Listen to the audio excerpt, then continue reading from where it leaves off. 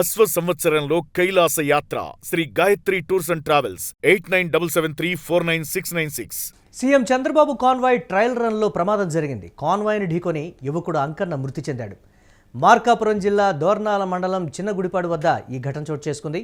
CM Chandrababu పర్యటన సందర్భంగా అధికారులు కాన్వాయ్ వ్యాన్తో ట్రయల్ రన్ నిర్వహిస్తున్నారు. రాంగ్ రూట్లో బైకును కాన్వాయ్ ఢీకొందని కూడా స్థానికులు ఆరోపిస్తున్నారు. కేసు నమోదు చేసి ఈ నేపథ్యంలో పోలీసులు దర్యాప్తు చేపట్టారు. ఆంధ్రప్రదేశ్ ముఖ్యమంత్రి నారా చంద్రబాబు నాయుడు పర్యటన నేపథ్యంలో నిర్వహించినటువంటి కాన్వాయ్ ట్రయల్ రన్ ఒక కుటుంబంలో తీరని విషాదాన్ని నింపింది. మార్కాపురం జిల్లా దోర్నాల మండలం చిన్నగుడిపాడు సమీపంలో ఈ ఘోర రోడ్డు ప్రమాదం చోటు చేసుకుంది. మృతుడు అదే ప్రాంతానికి చెందిన అంకన్న అనేటువంటి యువకుడిగా గుర్తించారు. అతని వయసు 25 సంవత్సరాలుగా ఉంది. ఆదివారం మధ్యాహ్నం ముఖ్యమంత్రి పర్యటించేటువంటి మార్గంలో భద్రతా ఏర్పాట్లను పర్యవేక్షించేందుకు పోలీసులు ఉన్నతాధికారులు కాన్వాయ్ ట్రయల్ రన్ నిర్వహిస్తుండగా ఈ ప్రమాదం అయితే జరిగింది. ప్రమాదానికి సంబంధించి ప్రత్యక్ష సాక్షులు తెలిపినటువంటి వివరాల ప్రకారం కాన్వాయ్లోని ఒక వ్యాన్ అత్యంత వేగంగా ప్రయాణిస్తూ నిబంధనలకు విరుద్ధంగా రాంగ్ రూట్లోకి ప్రవేశించింది. సరిగ్గా అదే సమయంలో తన బైక్పై వెళుతున్నటువంటి అంకన్నను ఈ వాహనం బలంగా ఢీకొట్టింది. ప్రమాదం ధాటికి అంకన్న గాల్లో ఎగిరి కింద పడడంతో తలకు తీవ్ర గాయాలయ్యాయి. రక్తస్రావం ఎక్కువగా కావడంతో ఆ యువకుడు అక్కడికక్కడే ప్రాణాలు విడిచారు. ట్రయల్ రన్లో భాగంగా భద్రతను పర్యవేక్షించాల్సిన వాహనమే ఇలా అజాగ్రత్తగా రాంగ్ రూట్లో రావడంపై స్థానికులు తీవ్ర ఆగ్రహాన్ని అయితే వ్యక్తం చేస్తున్నటువంటి పరిస్థితి ఉంది. ఘటన జరిగిన వెంటనే సమాచారం అందుకున్నటువంటి దోర్నాల పోలీసులు అక్కడికి చేరుకొని మృతదేహాన్ని మార్కాపురం ప్రభుత్వ ఆసుపత్రికి అయితే తరలించారు. ఈ ప్రమాద వార్త తెలియగానే మృతుడి కుటుంబ సభ్యులు బంధువులు ఘటనా స్థలానికి చేరుకొని బోరున వెలిపించారు. చేతికంది వచ్చిన కొడుకు ఇలా అకాల మరణం చెందడంతో ఆ గ్రామంలో విషాద ఛాయలైతే అలుముకున్నాయి.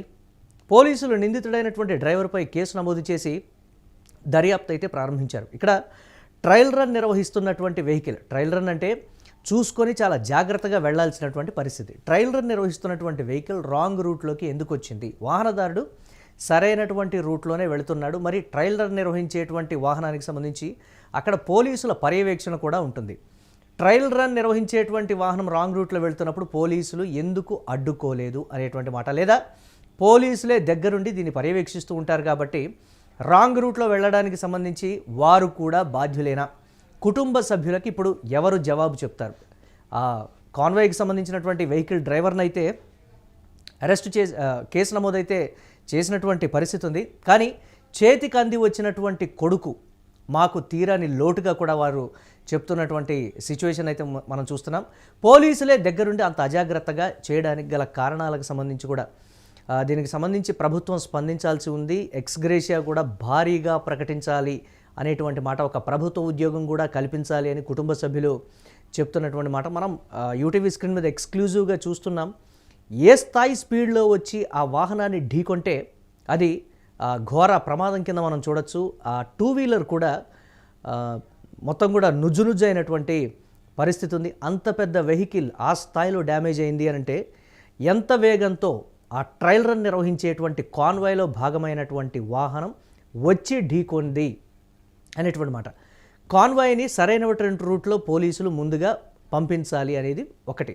అలాగే ట్రయల్ రన్ నిర్వహించేటువంటి పరిస్థితుల్లో ఆ రూట్లోకి ఏ ఒక్క చిన్న వాహనాన్ని కూడా అనుమతించకూడదు అనేది మరొక రూల్ అయితే ఉంది. కానీ ఎందుకు ఆ స్థాయిలో ప్రమాదం చోటు చేసుకుంది అంటే కంప్లీట్గా ఇది నిర్లక్ష్యంగానే చెప్తున్నటువంటి సిచ్యువేషన్. ఎవరు బాధ్యత? కాన్వాయ్ డ్రైవర్దా, లేకపోతే ఈ రూట్లోనే మీరు అతివేగంగా వెళ్ళొచ్చు అని పర్మిషన్ ఇచ్చినటువంటి పోలీసులదా? ప్రభుత్వం అయితే జవాబు చెప్పాలి. ఏదేమైనప్పటికీ ఆ కుటుంబానికి ఒక తీరని లోటుగా అయితే 25 ఏళ్ల కొడుకు, చేతికంది వచ్చినటువంటి కొడుకు జీవనాధారంగా మాకు ఉపయోగపడతాడు, మమ్మల్ని చివరి వరకు చూసుకుంటాడు అనుకున్నటువంటి కోటి ఆశలతో ఉన్నటువంటి కొడుకు చనిపోవడంతో కూడా ఆ కుటుంబంలో విషాద ఛాయలైతే అలుముకున్నాయి. ఘటనా స్థలానికి చేరుకున్న వారు రోధించేటువంటి పరిస్థితికి సంబంధించి చుట్టూ ఉన్నటువంటి వాళ్ళైతే కన్నీరు మున్నీరు అవుతున్నటువంటి సిచ్యువేషన్. ప్రత్యక్ష సాక్షులు చెప్తున్నది ఏంటి అనంటే ఇది కంప్లీట్గా నిర్లక్ష్యంగానే దీన్ని మేము పరిగణిస్తున్నాము, అంతా నిర్లక్ష్యం కారణంగానే ఈ ప్రమాదం జరిగిందనేది అయితే మనకి ప్రాథమికంగా అర్థమవుతున్నటువంటి పరిస్థితి ఉంది.